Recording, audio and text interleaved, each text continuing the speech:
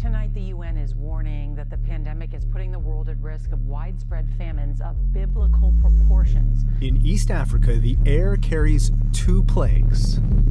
Locusts, swarms with as many as 50 billion insects. As COVID-19 threatens the people, locusts threaten people's livestock and food. They are being a menace, eating our grass and even getting into our homes. When we slaughter our livestock, we find locust faces in their stomachs.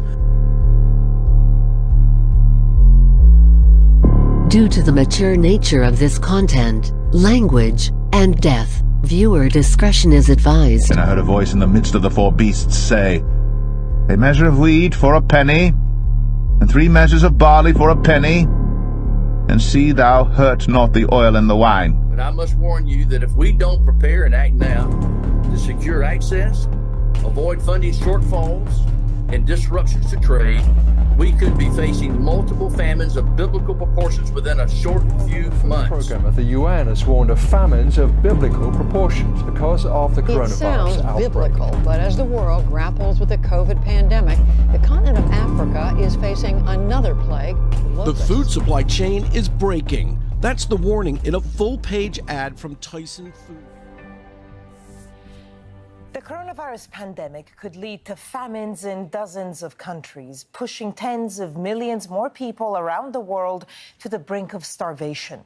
A UN report has highlighted the vast number of people around the world who are now acutely food insecure. The World Food Programme has requested $350 million to set up a network to keep humanitarian supply chains moving around the world. The World Food Programme says if it is unable to reach those in need due to coronavirus restrictions, at least 300,000 people could starve to death every day for a 3-month period. Tonight, the UN is warning that the pandemic is putting the world at risk of widespread famines of biblical proportions. There are growing concerns about food supplies in this country, especially in America's meat industry. An explosion of coronavirus cases is forcing some meat packing plants to shut down. We've got more now from CBS's Janet Shamlian. A major pork processing plant is the latest to close. Tyson Foods in Waterloo, Iowa, where 2,800 workers process nearly 20,000 hogs a day.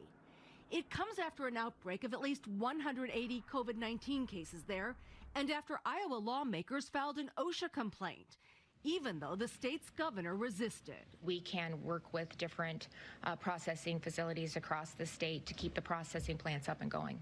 A USA Today investigation found 150 of the nation's largest plants are in counties where the infection rate is spiking, threatening not only workers, but potentially the food supply. Any plant or factory across the country could become the #1 hotspot next week if they do not take this issue seriously. Processing plants can be a breeding ground for the virus because many workers spend their days side by side. This man, who recovered from COVID-19 and asked we not use his name, works at Smithfield Foods in South Dakota. We are very close. We can't use a social distance at that place. Tonight, there is increasing concern about the supply of As the world struggles with the coronavirus pandemic, another plague is threatening the lives of millions. In February, swarms of locusts had spread to 9 countries in Africa in what is considered to be the largest outbreak to hit the region in over 70 years. Meanwhile, locust swarms have erupted in parts of Pakistan and along the Indian border, with reports of new hatchlings sighted in Iran earlier this month. East Africa, which remains the worst hit region, is facing a second wave of locusts that the UN Food and Agriculture Organization, or the FAO, estimates could be up to 20 times larger than current numbers. But what caused this plague of biblical proportions? These extraordinary scenes show young men looting a truck, carrying bags of food in Nigeria's capital, Abuja. There's very little social distancing, and they are concerned only about getting their hands on the food. These are signs of the desperation and hunger that people feel here as the country battles the pandemic. Yes. If my job is permits me to go out, Allah, I will go out. Even though I see army for road, I don't care.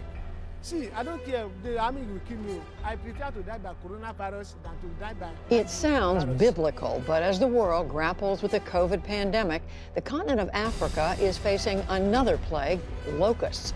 As Nick Schifrin reports, the small insects pose a serious threat to food security throughout the region. In East Africa, the air carries two plagues. Locusts, swarms with as many as 50 billion insects. As COVID-19 threatens the people, locusts threaten people's livestock and food. They are being a menace, eating our grass and even getting into our homes. When we slaughter our livestock, we find locust faces in their stomachs. Without a doubt, they are affecting our health, our animals' health, and the environment. In February, 8 East African countries experienced an initial swarm, the largest for parts of the region in 70 years. And now a new wave is 20 times larger than the first wave. There are swarms that it's not uncommon to be, let's say, the size of Manhattan in New York City. So they can be very big.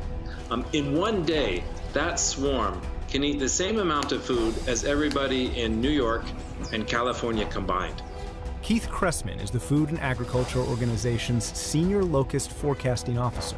He says in a region that is already struggling with food security, more than 33 million people are now food insecure and require assistance. This region is very, very vulnerable. For the past 3 years, they faced droughts. This year, they faced heavy rains and floods. So already, they're living in a very precarious situation. The UN has warned of famines of biblical proportions because of the coronavirus outbreak. The agency estimates the number of people going hungry could double to more than 250 million. Here's our chief international correspondent, Lise Toussaint. Queues in a Kabul lockdown. Not for medicine to fight the deadly virus, for sacks of wheat to fight hunger. The poorest now deprived of daily wages to survive. No one would help you if you stay home, this woman says. I cried for the last 2 to 3 days. Whoever talks to me, it makes me cry. I don't know what to say. Millions more people around the world now need food aid fast. The WFP is warning of a global hunger pandemic. This airdrop is for the starving in South Sudan. There's social distancing here, but few other defenses in poor countries torn by war. The UN Security Council met virtually to hear how bad it could get. When it ended, the head of the WFP told us of his worst fear. If we lose our funding or lose supply chain access, we're talking about 30 million people, literally over a few months, could die. That's without putting the new numbers of COVID on top of that. So we are literally looking at biblical proportions of famine, the possibility in anywhere from 10 to 36 countries. Hard to come by in some stores, and now a warning from the nation's meat processors. Things could soon be getting worse. Coronavirus outbreaks have forced the closure of several large meat packing plants. Today, President Trump signed an executive order to keep those plants open. KCAL9's Rachel Kim looks at how the safety and availability of meat could be affected. With the increasing number of employees testing positive for COVID-19 at our nation's top meat processing plants, production has come to a grinding halt at many of them. With shutdowns here and in other countries that are major exporters to the U.S., industry leaders warn that meat shortages are just weeks away. If we don't have enough people processing in the facilities that we have currently designed, then it will impact consumers because the shelves will be empty. Professor Nick Vyas is the executive director of the USC Center for Global Supply Chain Management. So I think we'll see a spike in the demand that will drive the prices and put the constraints on the supply side. So in the short term, absolutely, the price will be inflated. In a full-page newspaper ad, the chairman of Tyson said that the nation's food supply is breaking.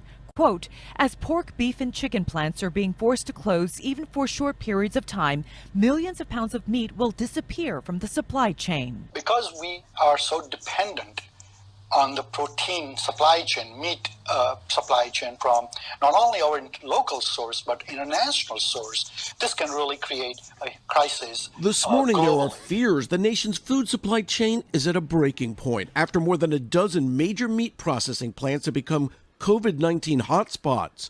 The most recent plants to close in Logansport, Indiana, and Green Bay, Wisconsin, where 1 out of every 5 workers tested positive for coronavirus. At plants still open, there are staffing shortages, even pay raises and bonuses, not enough to lure some employees back to work. Crystal Rodriguez usually works alongside her father, but he now has coronavirus. $4 extra and a $600 bonus. I'm sorry, but that's not worth my life. Tyson Foods taking out a full-page ad Sunday, warning the food supply chain is vulnerable and closed plants could lead to shortages at grocery stores. The company also releasing this video of a redesigned chicken processing plant in Arkansas that it says allows for better social distancing. In Saginaw, Texas, third-generation rancher Missy Bonds worried closed plants means she won't be able to sell her cattle. The food supply chain is breaking. That's the warning in a full-page ad from Tyson Foods, released in the New York Times on Sunday. It comes after one of the country's largest meat processors closed a massive pork processing plant in Iowa because of a coronavirus outbreak. The letter from Tyson's president going on to say, there will be limited supply of our products available in grocery stores until we're able to reopen our facilities that are currently closed. Ambulances start coming to our plant. People start being carried out of there. And so we were always asking our supervisors, basically, what is it that's going on here? NBC News talked to one Tyson worker at that Iowa plant who concealed their identity. Didn't have enough material or masks and things like that to provide to us. So they would start giving us different types of rags and stuff that they had washed and cleaned.